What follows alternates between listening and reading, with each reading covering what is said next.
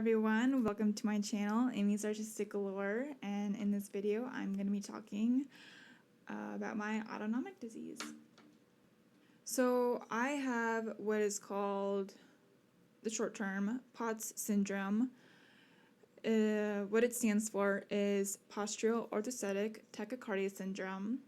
It's not a heart disease, although the tachycardia part can sound like, oh, you have a heart disease? Oh my gosh. No, I don't. It can be very confusing, hard to understand, and some people refuse to understand that a lot of people have autonomic diseases or they go through these things in every single day. So I'm going to give out an idea that I hope that can help you understand what I go through.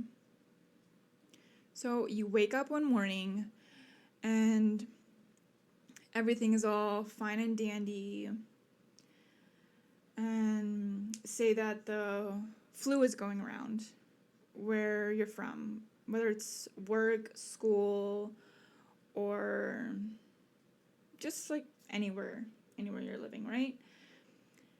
And then you go to bed, you wake up the next morning, your body's really sore, even though you hydrated throughout the night constantly. And so you get up out of bed to have your coffee, your breakfast, your protein drink, but you get really dizzy and lightheaded, and then you fall down. And you think, whoa, that's kind of scary. What do I do? That's not good. That's a bit abnormal for me. So you get up again more slowly, and you feel still a little unsteady. So then you realize, okay, something's wrong.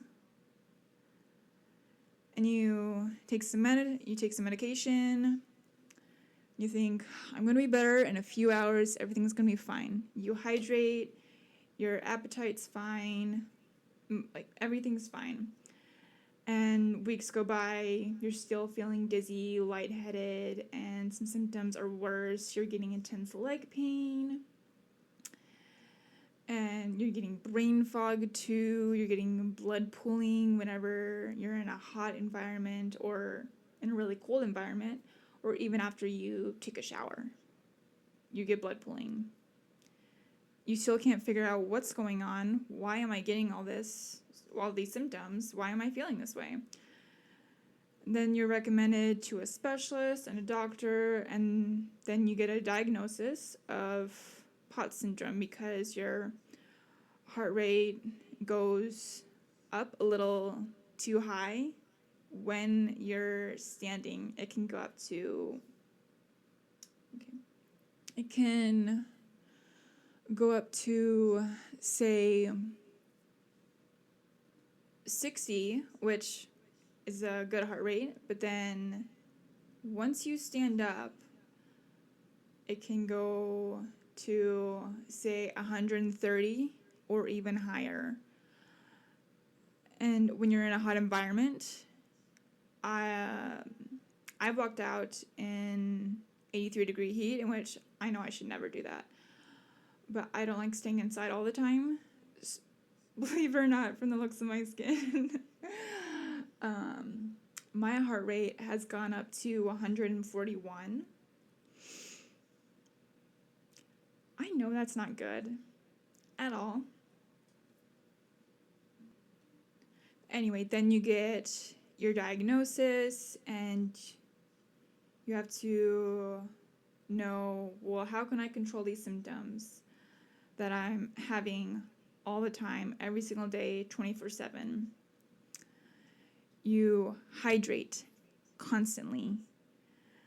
Liquid IVs are good. Pedialyte, and Pedialytes are usually for sick people with a fever, or if you have the cold. No, well, yes, but it can also be very helpful if you have POTS syndrome and other autonomic disorders, or even like autoimmune, because they're different. So I learned. Anyway, so this is a weird one to me. You can have salt cravings. And for years, I didn't like salt. But if I feel as if I'm not having enough salt throughout the day, I will want some pickles to snack on, or just any salty snack, because I get that rush of, oh my god, I'm feeling brain fog, I get a migraine, I'm feeling this, and I'm feeling lightheaded. Oh my god, okay, I'll get some salt in me and then I'll feel better. Another way of how I control my symptoms is I will have an electrolyte in my water and I'll have some salt in my water. In which a lot of people will put salt and water together. I don't like that. I'm meeting a lot of people who have POTS syndrome. I don't like I don't like it. It's gross. It's gross to me.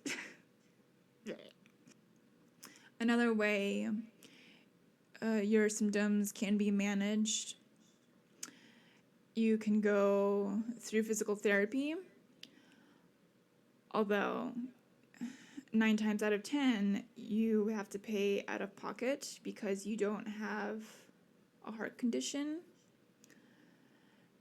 And physical therapy is expensive.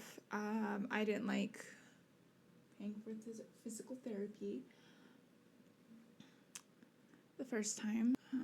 What I've learned, and I don't know if anybody else does this who has POTS syndrome, or even anyone who likes doing this, probably, but anyway.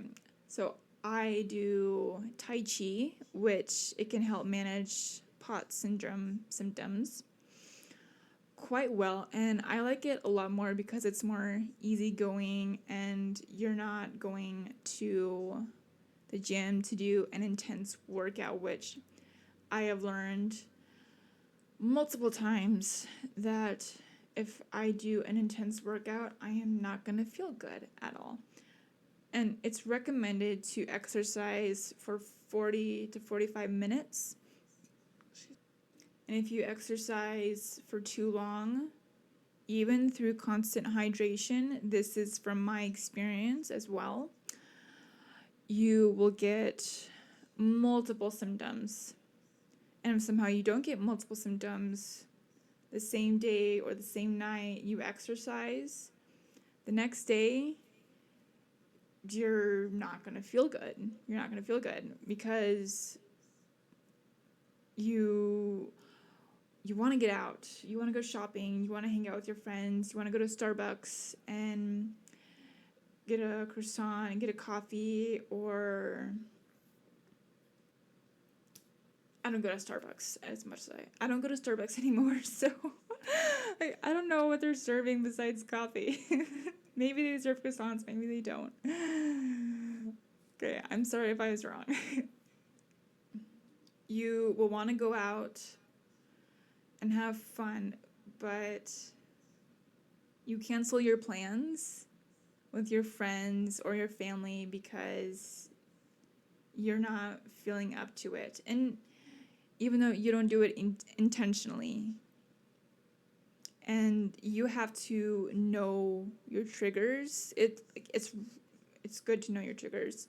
Otherwise, I think it's going to be a lot harder to manage your symptoms of what you're going through, because there's food triggers, there's the drink triggers, there's a lot of triggers that we get. And a lot of also people are on a plant-based diet because it's just easier on their digestive system and easier on their symptoms. for people who have POTS. With all that being said, I hope I gave you a good understanding of what I go through in my daily life. And if not, you can educate yourself. That is entirely up to you. And I will see you on the next one. Bye!